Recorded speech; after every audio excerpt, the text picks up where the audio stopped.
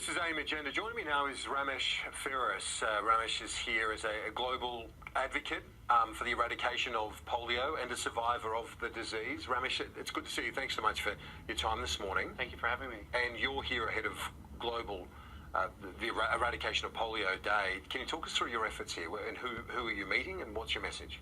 Sure. I arrived in Australia yesterday and flew in from Canada, and I was invited to come to Australia from by an organization called Global Citizen, as well as Results Australia, and I'm here to promote polio eradication and thank the Australian government for their continued leadership and support in our efforts to eradicate polio, but also just to give a little gentle push that we need to continue until it's gone. Exactly. Yeah. And so, how many new cases this year? There has been, as you say, a lot of progress in recent decades, but can you give us a sense of just how much progress in terms of the eradication of this disease? Sure. In 1988, polio was endemic in 125 countries, and it was estimated that there's 350,000 new cases of polio annually. Because of over $14 billion global investment in the fight against polio, with the Global Polio Eradication Initiative, which Australian government has been very supportive of, we're down to polio being endemic in 3 countries: Pakistan, Afghanistan, and Nigeria. And to date, we're at about 29 new cases of polio. This year. That's a huge improvement from the late 1980s when, as a young boy, you were 6 months old in India when you contracted the disease, and then were adopted to Canada. Talk us through your personal story and why you are now such a strong advocate for the eradication of this disease. Sure. In 1980, 25 years after the world had Dr. Jonas Salk's polio vaccine, my birth mother, she didn't have access to life-saving vaccines and didn't know that I needed to be vaccinated. And so at the age of 6 months, I contracted polio, paralyzing my legs for life.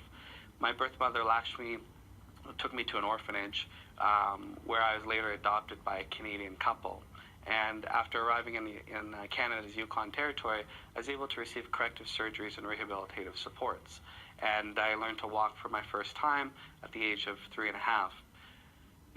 So a very different story as to many of those similar age to you when they contracted polio that remained in India. Absolutely. In 2002, I had a glimpse into what my life could have been if I wasn't adopted. And when I went back to India in 2002, that's when I saw human beings, polio survivors, crawling on the dirty streets of India using cut-up pieces of tires to pad their knees, and sandals not to put on their feet but to put on their hands to crawl around, all because they didn't have access to life-saving vaccines and rehabilitation.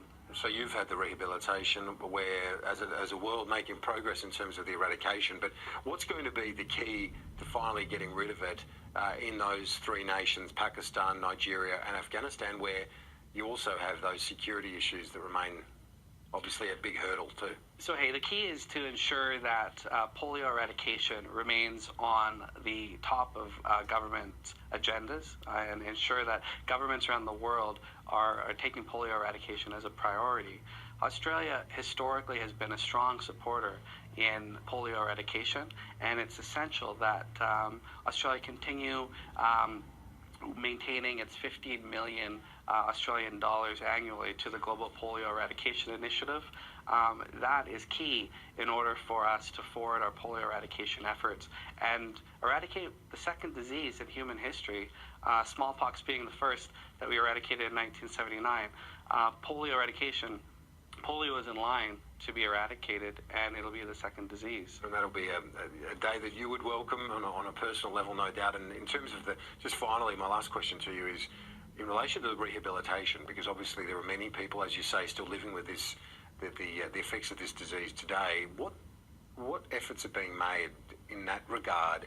Is enough being done internationally to help people receive the sort of support that you did and has given you the opportunity to live the life that you have? So, there's organizations like Rotary International that have worked hard with ensuring that polio survivors are getting rehabilitation.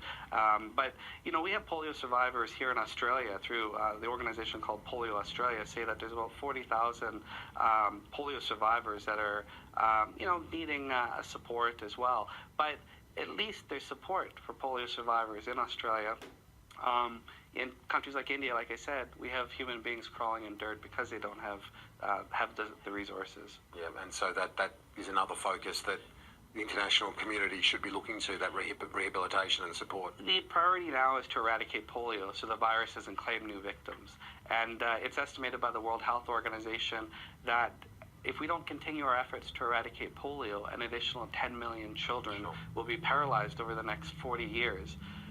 This Australia's 45th Parliament has the opportunity to show their leadership, continue to show their leadership, and put polio to bed once and for all. And Ramesh Ferris, thanks so much for your advocacy and your time today. Very much appreciated. Thank you very much. Yeah.